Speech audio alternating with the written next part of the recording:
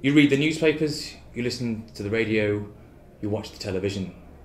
And all the time, scientists and researchers are claiming this, that, and the other.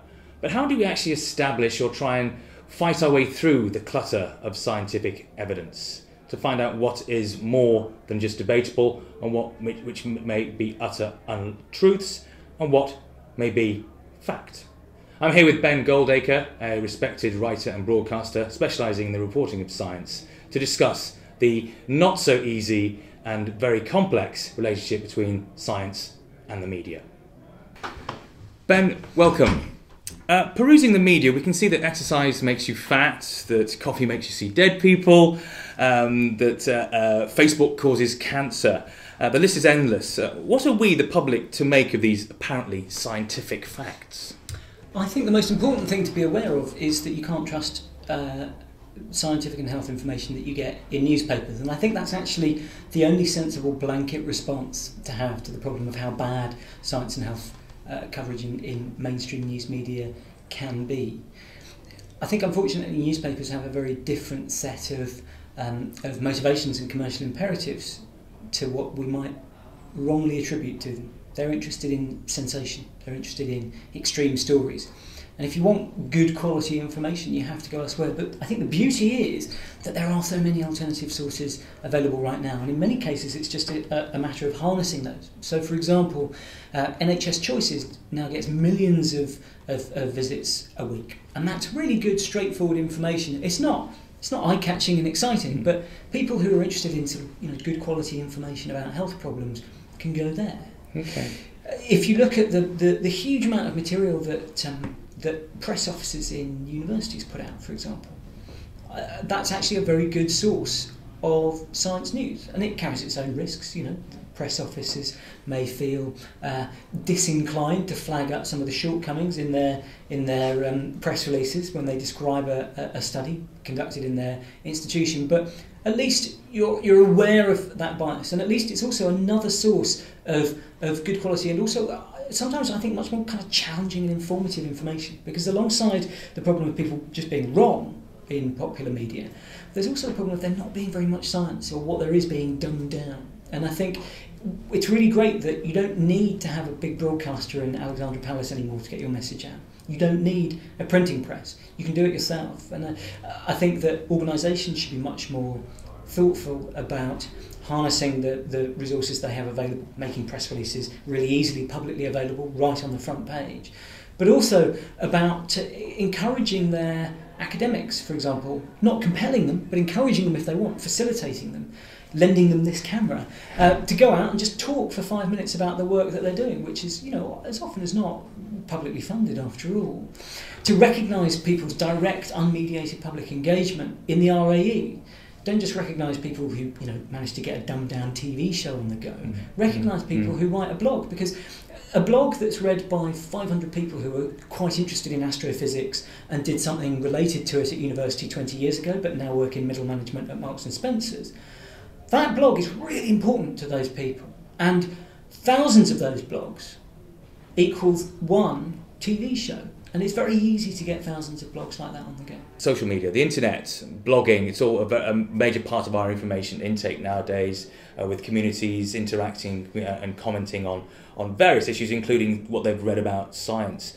Do you think that social media, new media, digital media, call it what you will, do you think this is a good or a bad thing for the establishment or recognition or debate of scientific facts or evidence? My head sort of goes a bit too much when people talk in new media terminology, but yeah, I think people just getting on and doing stuff on the web and talking straight to people is a really good idea.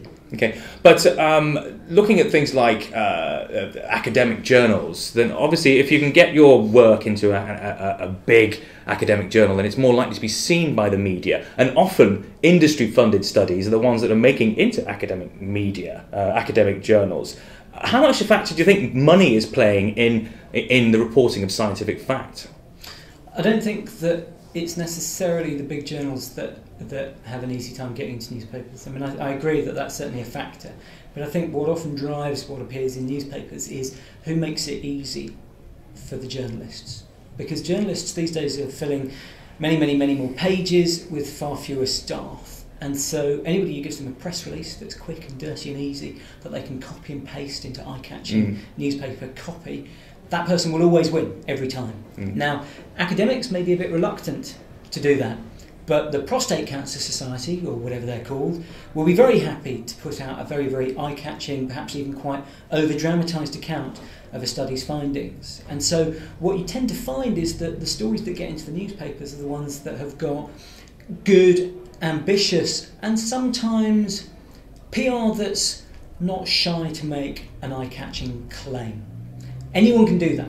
Money is undoubtedly an issue, but anyone can do that, and you can see that from the anti-vaccination campaigners who have been absolutely brilliant at getting media coverage. I mean, I salute them as campaigners. They have done astonishingly well. They have a coterie of journalists on mainstream broadsheet and tabloid newspapers who hang on their every single word. They get TV documentaries, docudramas. They have been incredibly powerful. And I'm sure it was on a shoestring budget just because the message that they were selling was so attractive, and they made it very easy for journalists. Okay.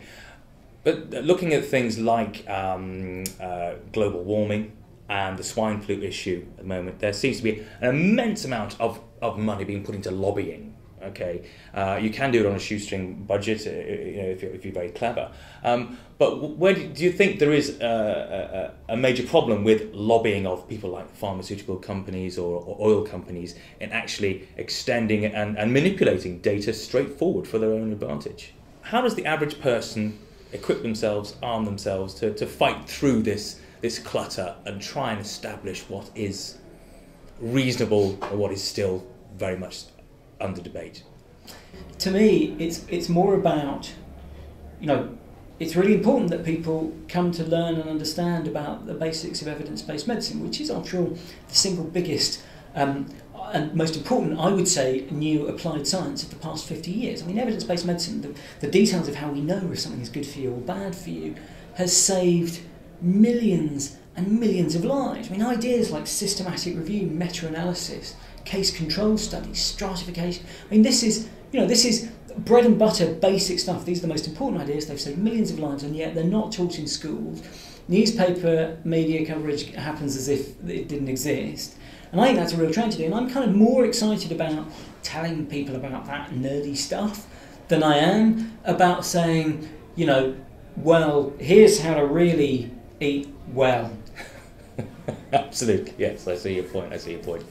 Well, Ben, thank you very much for joining us this evening, and enjoy the rest of your evening at Darwin. Cheers.